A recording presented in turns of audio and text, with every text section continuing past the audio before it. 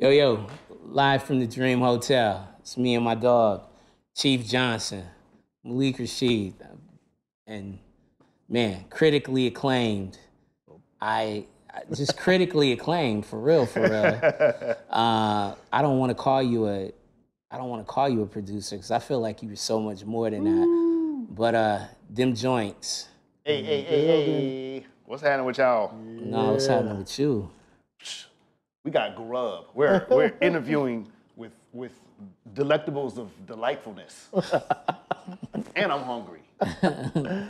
Yeah, we got all kind of answers today. Eat up. Yo, man, so I think the last time we talked about it, the last time I saw you was actually about a year removed, like the Grammys. We were outside of Delilah. Yeah. And you and Danny were nice enough to give me a ride back to my hotel. Shouts out DC Holla in the house.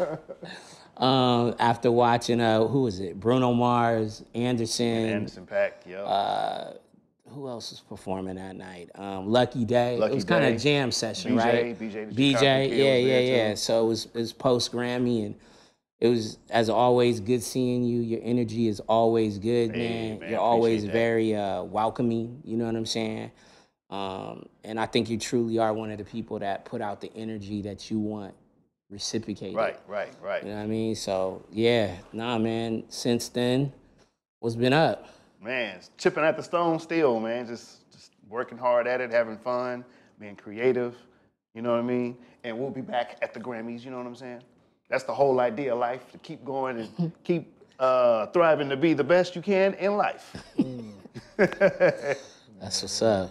So the fam, the kids, everybody good? Man, everybody's blessed, man. My youngest just graduated from high school, man. It's crazy, man, how time flies. Yeah, no, it goes by super quick. Right. Super quick. Son turns 18 on July 19th. Woo! And it's It's unfair. Yo, it's gone. That is it. It's like it also reminds you of like when, people say, like be present. Like you really have to be present. For because the time is really going. Like you don't even I feel like my son just started middle school, or I can remember pre-K like it was yesterday. I literally remember the first time dropping him off at before pre-K to nursery. Right. And him in the window crying and banging on the windows like, "Daddy, I don't want you to leave me here." So to now like be at this moment where he's about to embark on this next part of his journey. I can literally envision, amazing. Like I remember dropping him off and picking him up from elementary school. And this seems like maybe about a couple of years, you know what I'm saying? 2, 3, I'm like, graduate from high school? Like, yeah, but, hey man, life be lifing. You do. Any of the kids following in the footsteps of the music? I think that my youngest, well, both of them, I think my oldest is wanting to get into like film editing and stuff like that from the film side. I'm actually interested in that whole thing too, but that seems like a whole matrix of life I don't even understand, which I wish I did. But my youngest wants to get into music production as well. So, you know what I mean? I'm gonna use my tools, try to figure the thing out with him.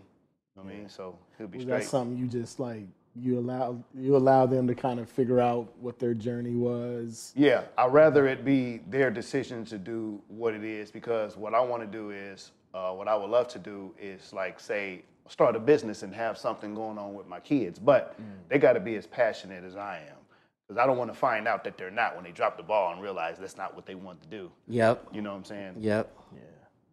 So. And we know that, it's an ongoing process in terms of, at least at that age, finding out who you are. All right. I think it's a couple of years, you know what I'm saying? Even when you've like gone to college, you declare a major. Right. How many of the people that go to college actually even get a degree, a bachelor's in that I don't field? even know if a lot of parents agree with my thought process, but I told them, I said, if you want to go to college, then I'm all for it. And, of course, we'll help pay for it. We'll pave the whole way. Okay. But I'm not going to push.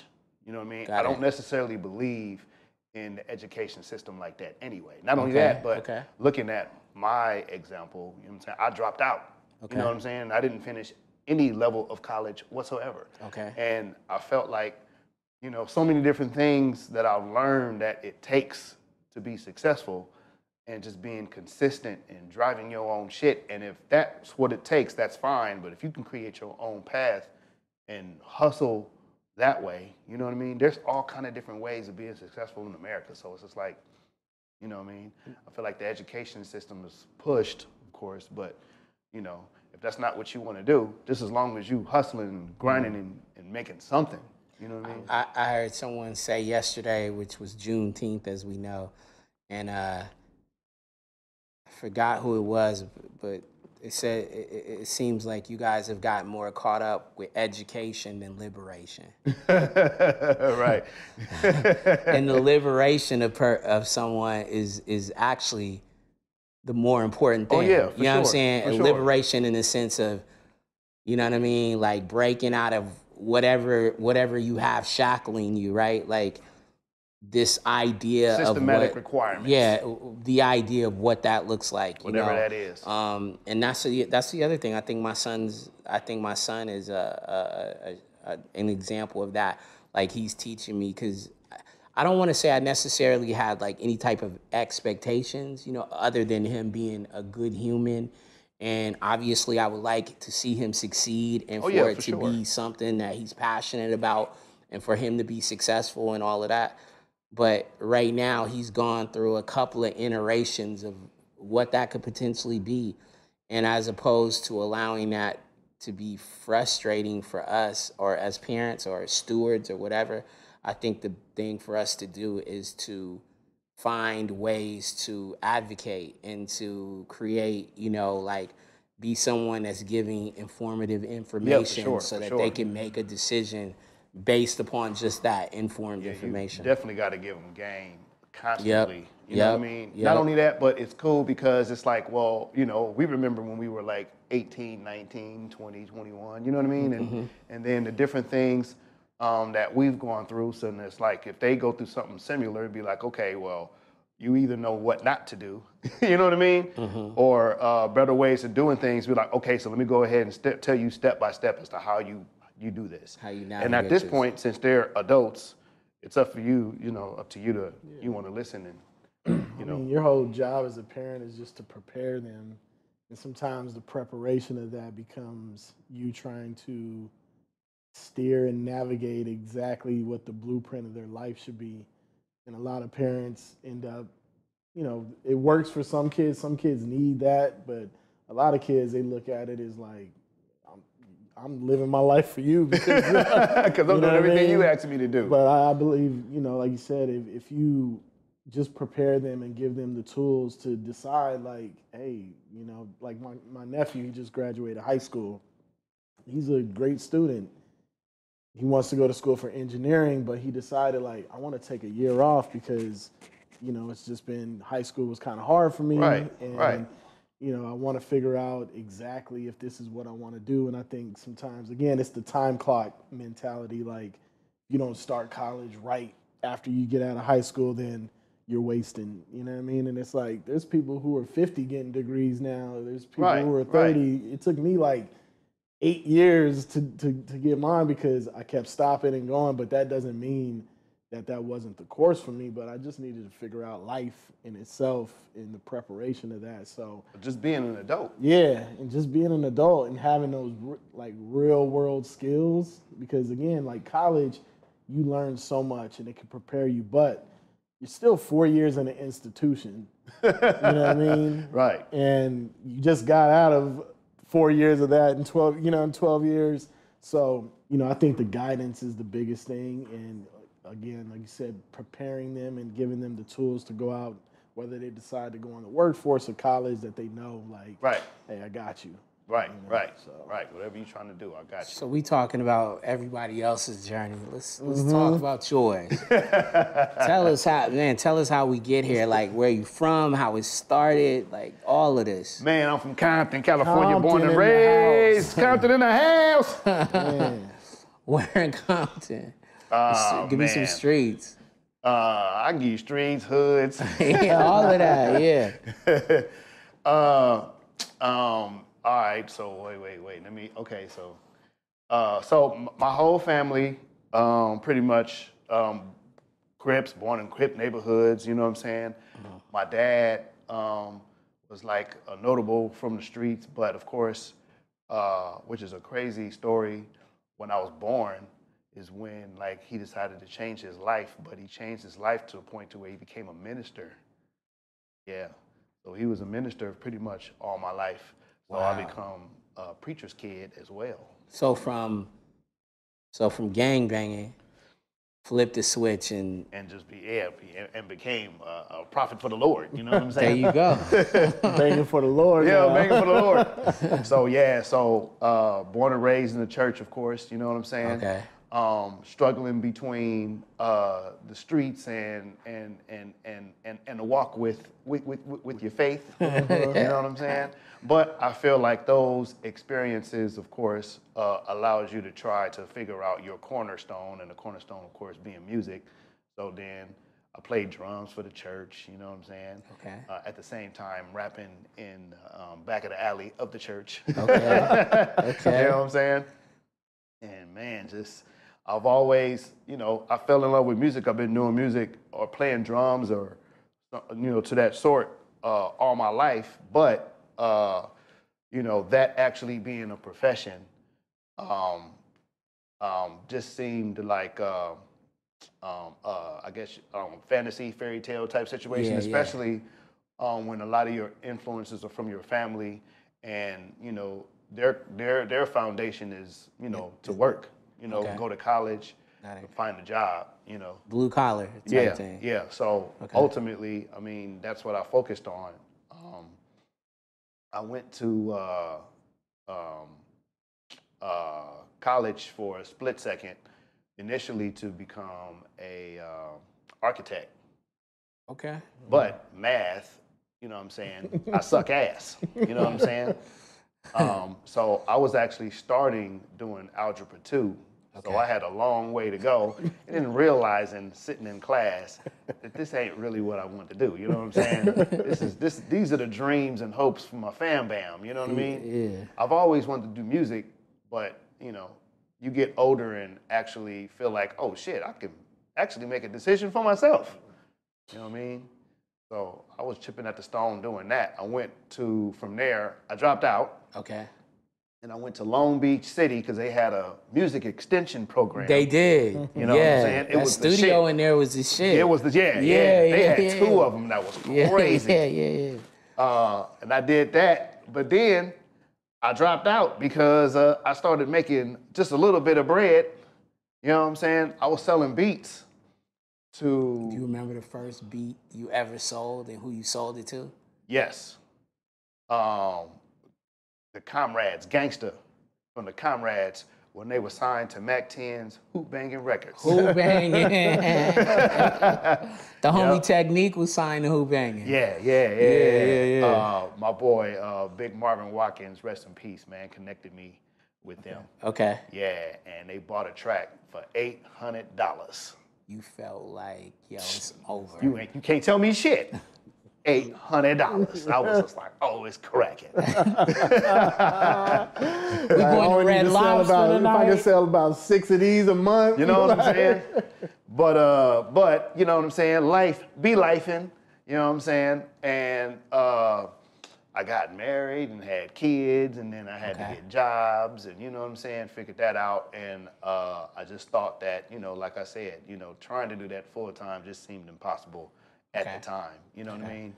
Until 2003, between 2003 and 2005, when I had the whole fuck it mentality. You know what I mean? Okay. Like, I want to get this shit or die trying type shit. Like, I remember doing music at night, but then having to be at work at 7 o'clock. I lived in San Pedro, and I had to be in Cerritos. So getting up at 5 just to stay in traffic, you know what I'm saying? And that shit used to piss me off, and I'm like, I don't... Driving down Gaffey. Yeah. This can't be life. What the fuck? Yeah. You know what I mean? But I end up separating and divorcing from my first marriage, and then got fired from my job, and I felt like that was a sign. So from that point, I was just like, yo, I don't ever want to work for like no one ever again. You know what I'm saying? So, unless I'm doing musical situations. So yeah, and that was 2005. That was my last job. Last job. Wow. Yeah. Wow. My last job. I remember, you know, certain things that happen in your life that are signs. Okay. You know what I mean? Okay. Or you feel like God's trying to tell you something. Okay. And so, I'll tell you this story. I love telling the story. I tell the story all the time. But I remember I was working at AT&T Wireless, right?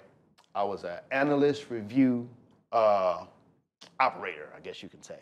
Okay. I checked corporations' credit and all that shit to see if they approved for more lines and all that old stuff. But anyway, I was a G, you know what I'm saying? I was doing my thing on the thing. So they were actually interested in giving me, you know, upper level position in life. You know what I'm saying? Okay. Probably more pay, I'm sure, and all that. But I remember on the days that I had off, for an example, I probably had like a Wednesday and Thursday. You know what I mean? Okay. In between those times, I would try to figure out what connections or anything I could make on the music side. You know what I mean? Okay. And I was chipping at that stone so very slowly, but you know what I mean?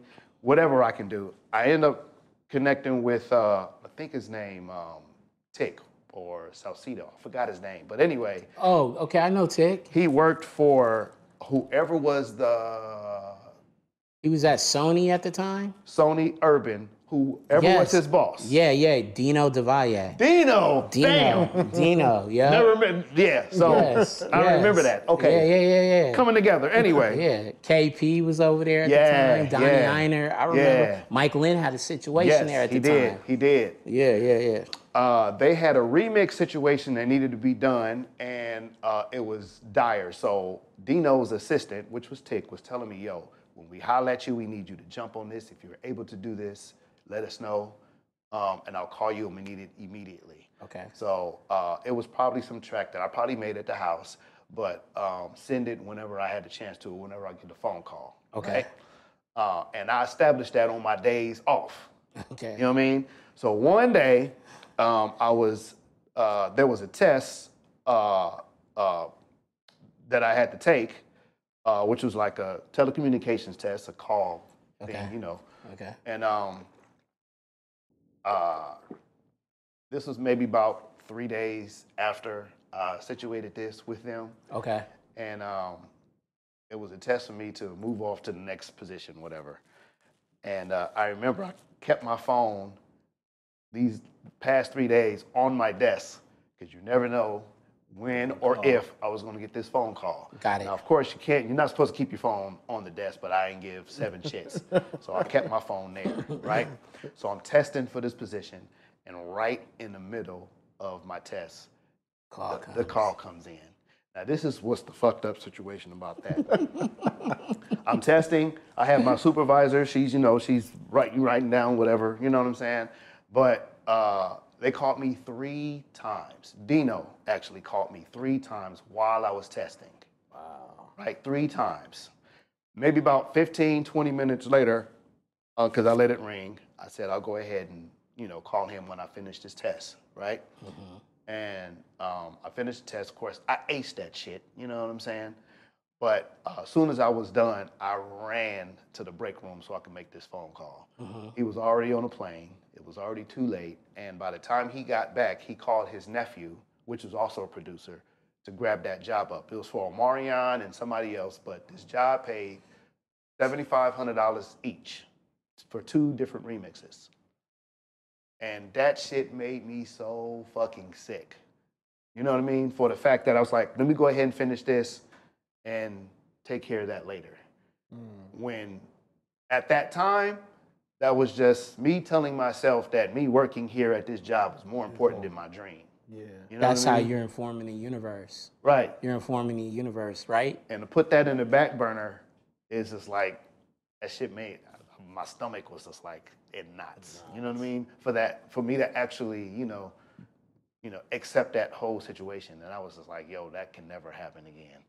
So what I did was try to get fired.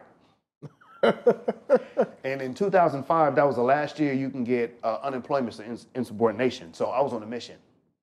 You was cutting up, huh? I was cutting up. They wouldn't fire me right away. Off the test. You know what I'm saying? I ain't coming in today. I ain't coming in, yeah. So I was on a mission, man. But I felt like, dude, I can never make decisions like that again. It's just like, you got to go for the moment if that's what you really want to do. Yeah. You know what I mean? You got to put your body into it. And I felt like that was an opportunity I could have took advantage of that I didn't. So it's just like, all right, man, we got to change shit up. I tell my sons that all the time, man. Opportunities like that don't happen all the time. You know what I mean? Yeah. So you gotta be ready. You gotta be ready. Especially when it's something you're passionate about or trying to identify your passion. Right.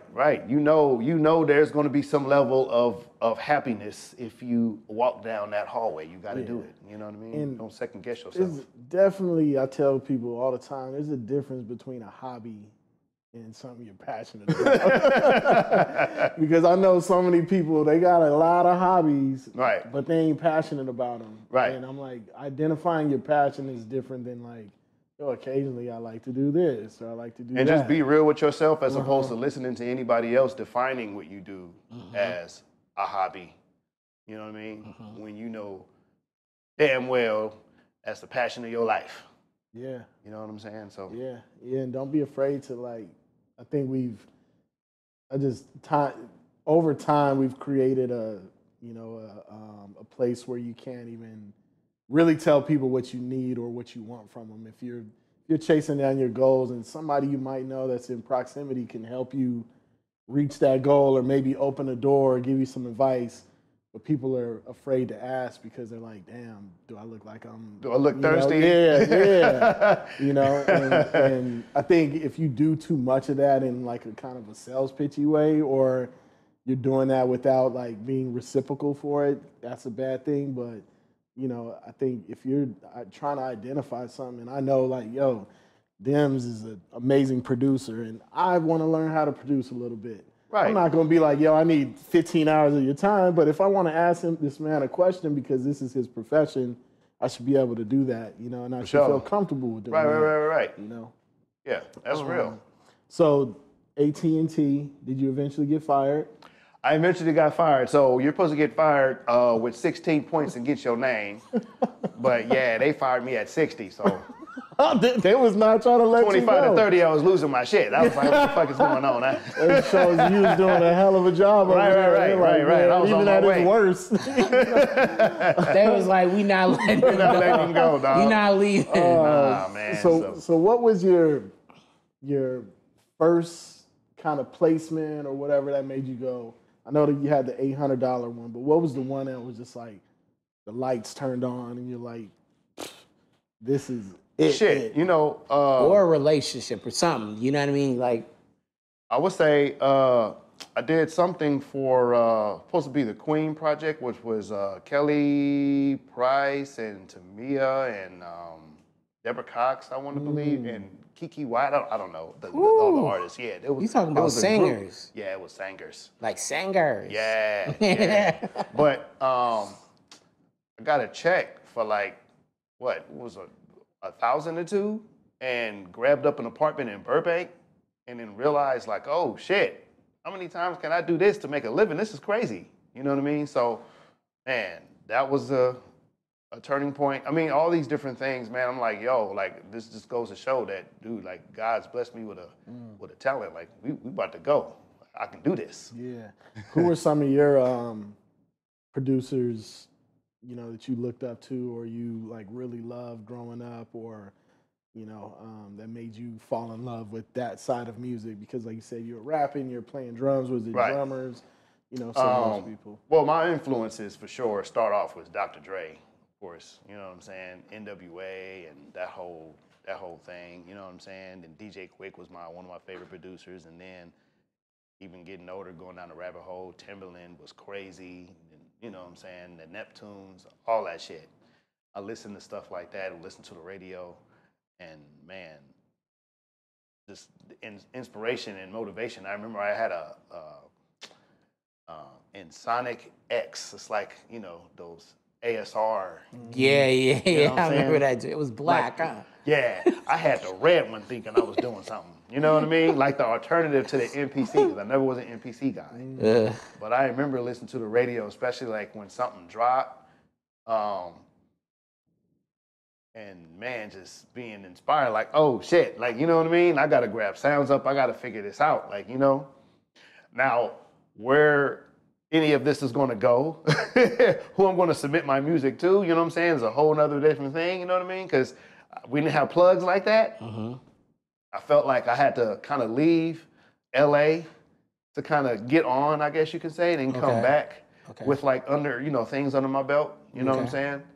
So, so you did that? I did that, yeah. So where'd you go? I signed to Bangladesh and moved to Atlanta for a year and a half. Okay. Yeah. Isn't it kind of crazy how we were kind of talking about that with like titles and things. People have to see you thriving somewhere else and around other people sometimes for them to take you serious. Like, Right. Oh, you live in New York now? Like you move, like. Yeah, let's sit down now. Let's talk. It's so crazy because we were talking about titles, like, and it's unfortunate that, you know, when you're, especially in the entrepreneur space, right? When you're chasing down those goals, people will support. They'll be like, oh, that's cool, that's dope what you're doing. But they want to see where it goes first before they really support. They want to see some moves be made. But if you become the senior vice president at so-and-so's company, it's like, yo, we got to sit down when we get lunch. Yo, my G, we got to chop it up, you know? Exactly. And I wish we could break out of that mold, at least within our community with our people, because I think on Earn Your Leisure, they were talking about we need to do like entrepreneur like showers to where if you got a friend that's starting a business, everybody come and dump resources into that. And resources doesn't always mean money. And I think that's where we get it messed up is like, resources can mean connections. It can mean like, I got a guy for this. It can mean like, yo, I can help you film this. Insight. You know? Just insight. Those kind of things. Yeah. But we always wait until other people are like, yo, this is dope before we're like, oh, this is dope. I feel like we put ourselves in positions to where it's just like they're our peers, so we want to do just as well as they are. You know what I mean? And if we're not, then, you know what I mean, then it's just like we don't want to necessarily help them. You know what I'm saying? Unfortunately. Yeah. So Atlanta, what year was that? Oh shit. 2010, 11. Atlanta going into 12. Atlanta's been moving forever, but like, what was that experience like? Like, man, it was crazy, man. That's around the time when Atlanta's still popping, but it was popping. Yeah. You know what I mean? So I got a chance to meet so many different people. You know what I mean? Then. But it was super dope, man. We was in the flyest studios, you know what I'm saying? Where were you staying at? Stone Mountain. Okay. I stayed near the Lakewood Amphitheater for a time. Yeah, for like 6 to 8 months I stayed out there. Yeah. That kind of give you like a fresh perspective, new perspective on like music and like... Yeah, I felt like at the time, you know, it moves more so in the streets, I guess, at the time, as opposed to in LA, it moved in the office. That's what it seemed like to me. That's real shit. You know what I mean? Because Atlanta, like the Bay and other places, Detroit, like those kind of cities, they've had to support themselves. Right. Other people weren't coming there at first, so Atlanta had to build their own ethos. Right. You know what I mean? Right. Which is why now it thrives so much. You know what I mean? And the things that they took chances on. They were just connected, man. Like rappers was connected and pulling up on rappers, and there were no like A&R liaisons or labels helping. There's none of that. It's like, I'm making a song with homie. You know what I mean? And it's still like that right now. If you look at it, they all collaborate. You know what I'm saying? Which is kind of frustrating. Like when you look at LA, right? Like when LA really, really had the crown, right? Like when LA had the crown, which we could say early 90s, maybe early 90s, and not to say we're not participating, but had the crown. You know what I'm saying? We talking the Snoop shit. We talking Warren. We talking Cube. We talking NWA, we talking, and then we just keep going. But like you said, it moved in a very corporate way. Even though it was happening on the streets or it was from the streets, it was still moving in a very corporate. Yeah, a lot of gatekeepers. Yeah.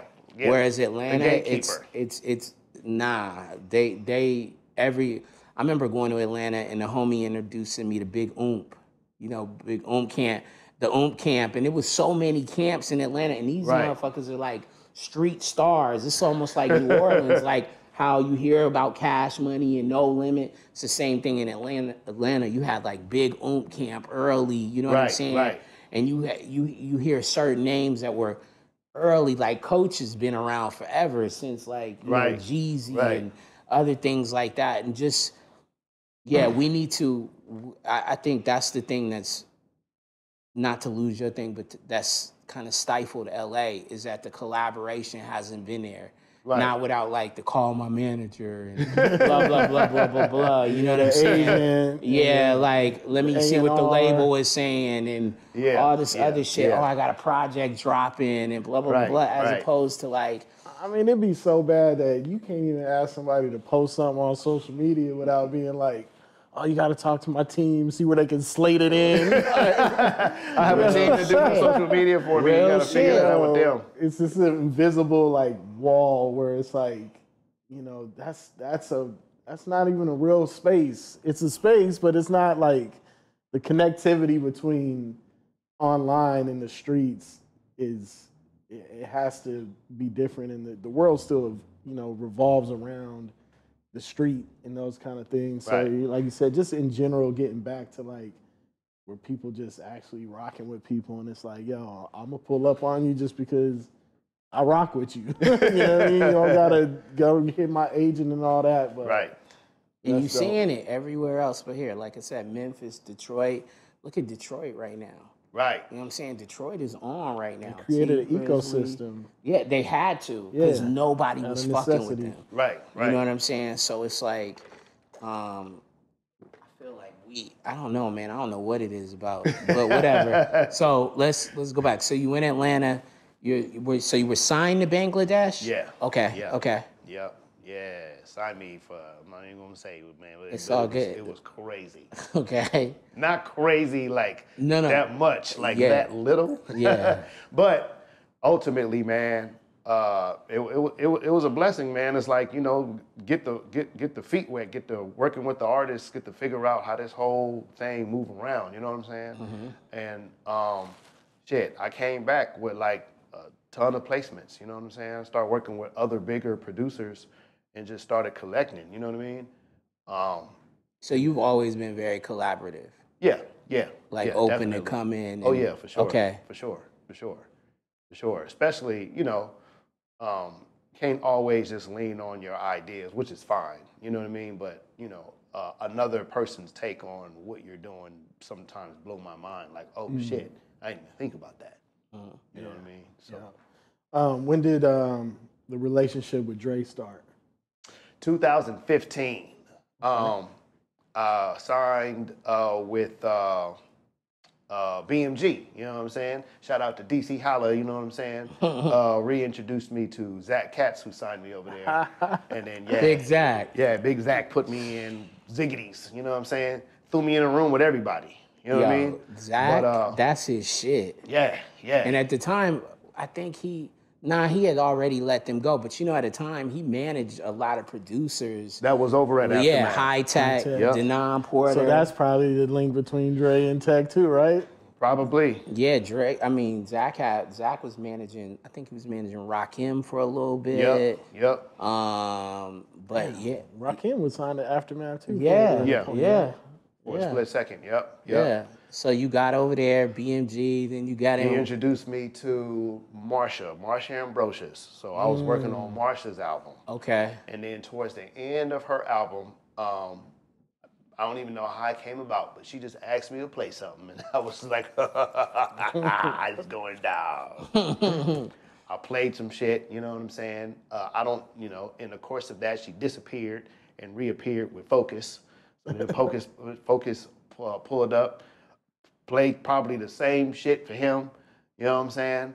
And he was just like, wait, what? And he introduced me to Ty, and then they both introduced me to Dr. Dre, which was crazy. Funny story, I was actually creating just ideas because initially I was trying to figure out how I can be a part of Kendrick's To Pimp a Butterfly.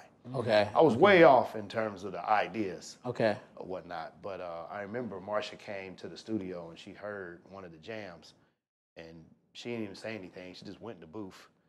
So I had to hurry up and get her settings and everything situated, but she recorded a hook like that. And then she was like, I need you to put a premix on that and send that to me ASAP. And I was just like, all right. And so I sent it to her. And then Ty calls me like maybe the next day, and he was like, yo, Dre want to meet you. And it was a Genocide record, which Kendrick actually ended up getting on anyway. Wow. You know what I mean? So I was like, look at God. Look at him. Yeah. When you meet people that you grew up listening to or just respecting, as a a producer and somebody who's been in the game and the accolades and all that, like how is it? Because I know when I first met you, it was through John Connor, Right. who was signed to Aftermath at a point. We were filming at the studio one day, and we finally got to sit down with Dre. And half of me is like doing cartwheels inside and backflips, and the other half is like, keep your composure. But I remember just having a dope conversation with him about parenthood. Oh, yeah. And he showed us actually the documentary trailer for the joint him and Jimmy Iovine did, and this is years earlier. About the Defiant ones. Yeah, Defiant ones. But, how do you, completely manage like that? Like, Dre, is this stuff? Man, let me tell you something, man. He's so down to earth. Like, of course, when I first met him, you know what I'm saying? It was like, what the fuck? You know what I mean? But he broke the ice because Ty was just like, he's producing this and that and this and that. He was just like, yo, that shit you did was crazy. I'm sitting there like, thank you. You know what I mean? But then he was like, Andy from Compton. Yeah. And he looks up like, oh, word? You know what I mean? I stayed on Mayo. And I was like, oh, shit. I went to Mayo Elementary. You know what I'm saying? So it's just like breaking the ice and just talking about different areas and Compton and all that shit. It was just like, oh, I can really have like a regular conversation with him, and it's always been like that. You know what I mean? Sometimes, like, I forget that I'm talking to like Dr. Dre. That's big bro, like, you know what I mean? Yeah. So I'm picking his brain and just talking to him about different shit.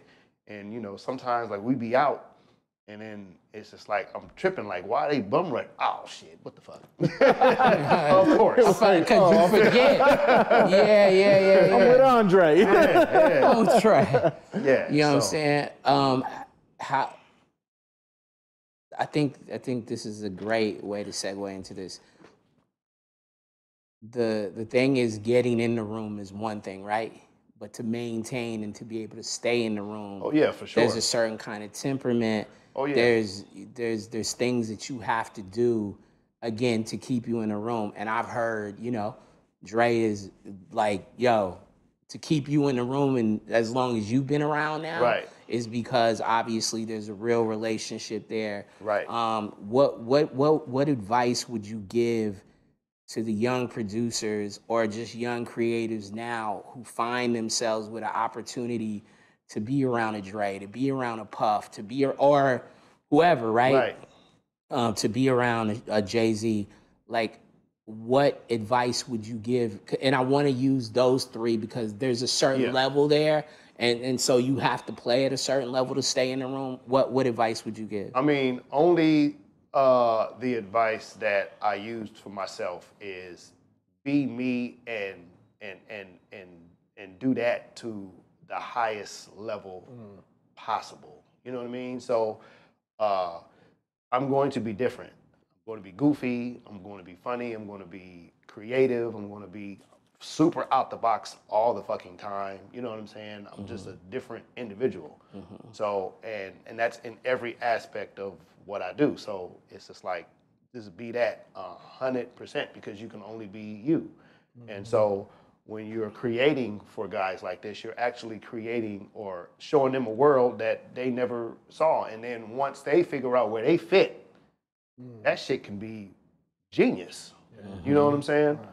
So authenticity. Yeah, for sure. Is a great face card. That's why I feel like I'm still here, is because it's like I just do me to the 80th power of life. You know what I mean? And these are elements that I feel like can't be duplicated. You know what I mean? And that goes for anybody, for that matter. You know what I'm saying? Yeah.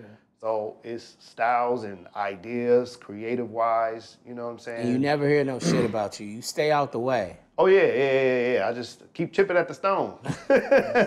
What's inside the stone? Man, potential greatness, leaving legacies. You know what I'm saying, for the fam bam, and inspire the whole entire world. You know what I'm saying? Love it. I still got work to do. Still work in progress always. Every day. I guess they had released like a write-up about how there was no hip-hop #1 albums. Ain't that crazy? What should, like, what do you think? Is it the staleness of music? Is it oversaturating the market? Like, I'm ready for this one. Go ahead. I'm glad. Well, so this is my thing, man. Like, think about, like, not even, like, R&B in the 90s was going pop. And then you listen to why. Like, creatively, people were taking chances. You know what I'm saying? People were really being creative and really doing some outlandish shit. You know what I'm saying? It's the entertainment business. And no one wants to be entertaining. I guess they think that that's corny. I don't know. But it's just like, if there's a certain medium that's there that's like, everybody think it's cool, let's just go ahead and just be there. Yeah, let's just be cool. You know what I'm saying? They don't want to step out and look goofy. I don't know. They don't want to step out and look different from everybody else. They don't want to take chances. Yeah. So it's just like, it's the same mundane shit, and no one's impressed anymore. I get that. I get that perspective. I also feel like, if I'm using sports as an analogy, right? It's like the running back in the NFL or the center in the NBA. There's this narrative and that undervalues those positions, right? Like with the running back in the NFL, it's like 3-4 years, we don't need it. We can draft them in the later rounds, blah, blah, blah, blah. We're a pass-oriented thing. I think that what we're seeing from the music business right now is an attempt to undervalue and undermine the culture, a culture that is making guys that look like us, creating generational wealth. Oh, yeah. You know what I'm saying? Whether it be the selling of these catalogs, right? Which I don't know if that's a good or a bad thing, but it is making people... It's a whole thing. Yeah, it's a whole thing. I think that it further allows them to keep us out of the positions at the labels, because we've already got now 2 new gatekeepers in what is it? The algorithm and in TikTok. We've created 2 new gatekeepers on our culture that have nothing to do with our culture. So I think that, like, the narrative that's you're able to create these things, like, keep us out and keep the numbers low. Because even with Black content creators, the algorithm, there's studies on it, the way that these things are reacting. So again, it's like, now, why do we need a Black marketing team when we can just go ahead and we can put it on TikTok. We can put it on TikTok. So now we're gonna fire the whole marketing department because all y'all are doing is spending money. But first of all, so now you're telling me a 12-year-old girl in Nebraska, excuse my, whatever, white girl, Asian girl, that's the girl that I gotta put my song on her TikTok, my sound, and that's what's gonna take me to the masses. Not my work, not what I do in the, like, it's bullshit. So like that, like, I think that that's what we're seeing. I think that we're seeing look, I love all forms of music. I'm a very eclectic music fan, A&R, whatever you want to say. Like I'm dialed into Sublime, to 311, to all those bands. I've been listening to Andrea Bocelli forever, as well as loving Dre, loving DJ Premier, loving Kendrick Cole, whoever, you know what I'm saying, to Quadrant, like what my taste level is. You know what I mean? Like, so I think that it is, I say all that to say, like, now they're trying to shift the paradigm. Right? Like, let's move it over here. Let's move it back to whether it's more BTS bands and I love what's his name, what Bad Bunny is doing. You know what I'm saying? But don't ever try to like whatever the culture. You saw it this year at what's the shit called? Coachella. Worst year ever. They'll tell you the numbers sucked. Right. There was tickets left. Every time that you had a headliner, it's a Kendrick, a Cole, or a Kanye, you know what it is. Yeah. You can't get a fucking ticket. You can't get a hotel room. You can't get nothing. So it's like, I feel like it's more about undervaluing the culture than, and don't get me wrong, there is a lack of originality. There's also that. There's also a lack of originality. It's too many, and the reason that there's a lack of originality is because they've made you believe it's easy to do. You came up in the air. We came up in the air. It's hard to do. You don't just get to go. Come on, man. How many guys that are producing right now could go in a room with Dre of this new era, and Dre not be like, get the fuck out of here. You know what I'm saying? Like, how he would be like, yo. Not only that, just to be a part of like his nucleus, right? Or just like culture changing projects, or like just projects that stop. Very few. Yeah, I mean, very few. It's not, society isn't built and pushed for legacy anymore. It's built and pushed for the moment. 15-second moment, 30-second moment, 60-second moment. Right. That's Reels, Shorts, and Instagram story. That's what it's built for. So my question is, everybody out here hustling instead of trying to build. Is it because we're still underlining and circling them as in the system, as opposed to trying to figure out how we can create something great within ourselves? Absolutely. Yeah, absolutely. And we still, it falls on us, for sure. We still feel like we need them to make it happen. Meanwhile, they're like, we're just going to put all your marketing money towards influencers. That's the marketing campaign for you. And that's the same for the rest of these 30 artists that we got. And if that don't work, they don't care, because they're not dumping money into artist development no more. They're not saying you have $1 million, recording budget and you have video budget. It's like, we know. I mean, here's $50,000. It's a curating and lifestyle company now. Yeah, these are tech companies. These are tech. These are tech companies. There's no more record companies. What's the biggest part of the companies these days? It's the brand partnership teams. Because the companies just want more money from outside sources that they can fund.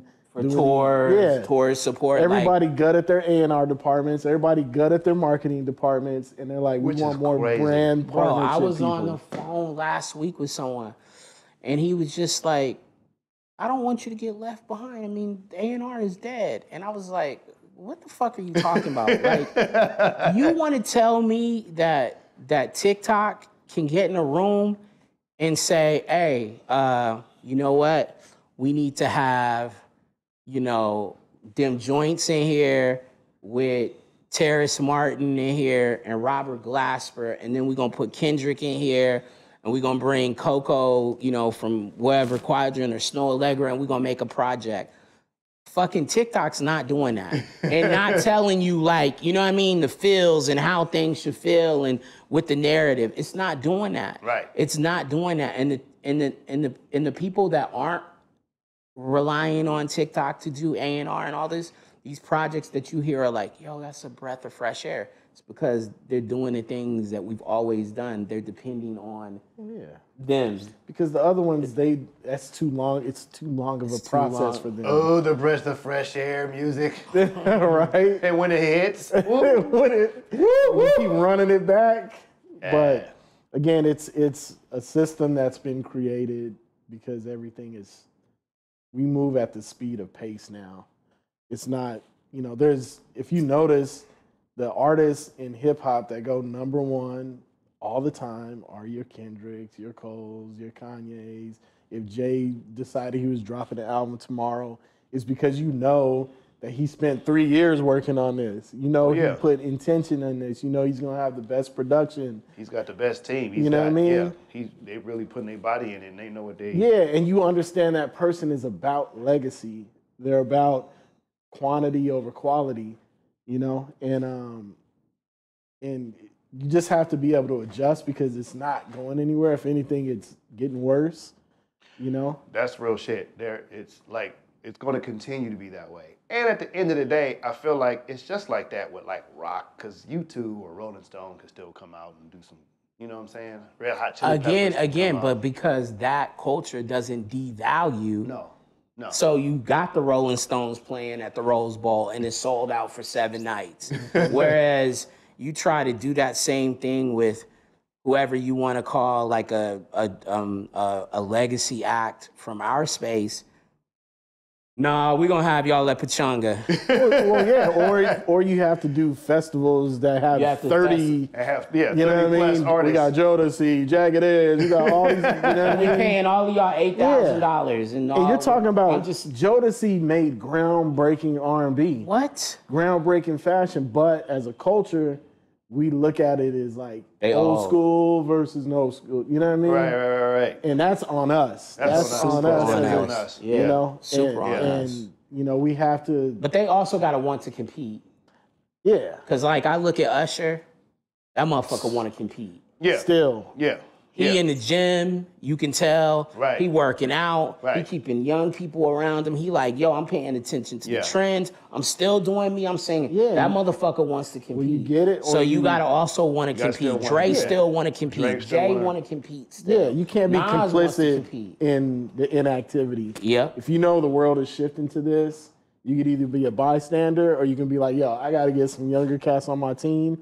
I know what my vision is, I know what my goals are, but I need them to inform me what's going on and how I inform a new clientele with, my people and not alienate them. And Usher, I think that was a great analogy of like somebody who's a legacy act, but who still has been able to constantly, through decades, continue to keep up and make sure that his name is at the forefront of what's going on. Right. That's dope. So listen. Y'all Compton boys, I will say this for y'all too. Y'all stick together.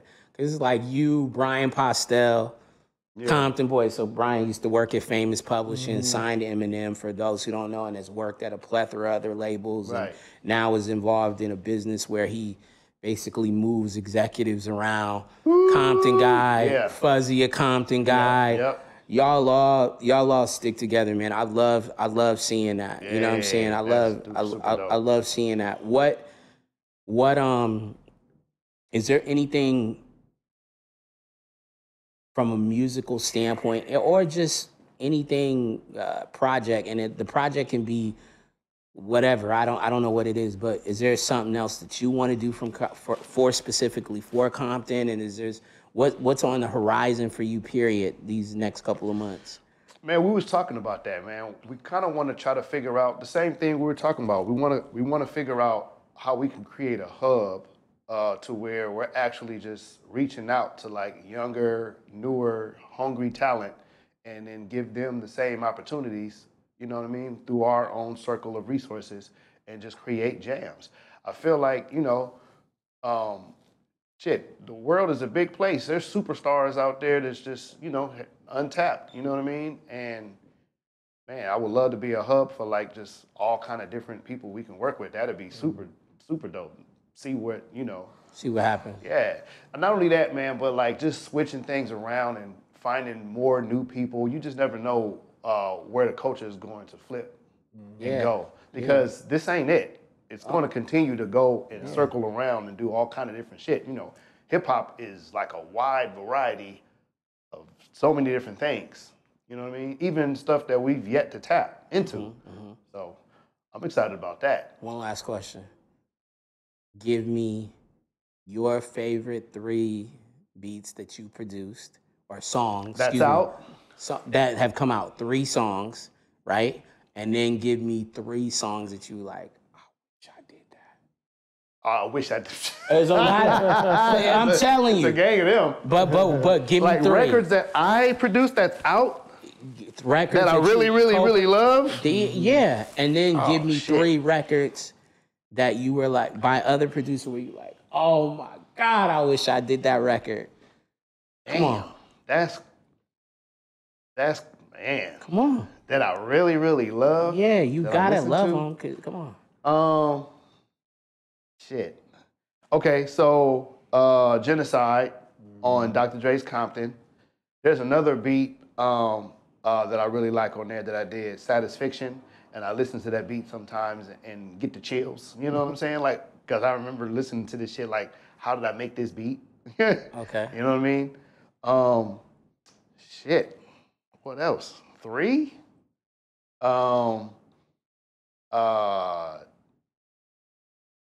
Janet Jackson.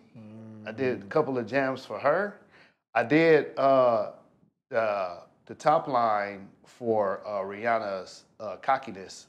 I did a little production on that record, but I did the top line for that. And I listened to that. Like, damn, this shit is hard. Okay. So give me the 3 that you wish, like, I wish I produced? 3 songs. Come on. Leave the Door Open. I wish I did that shit. That shit is crazy.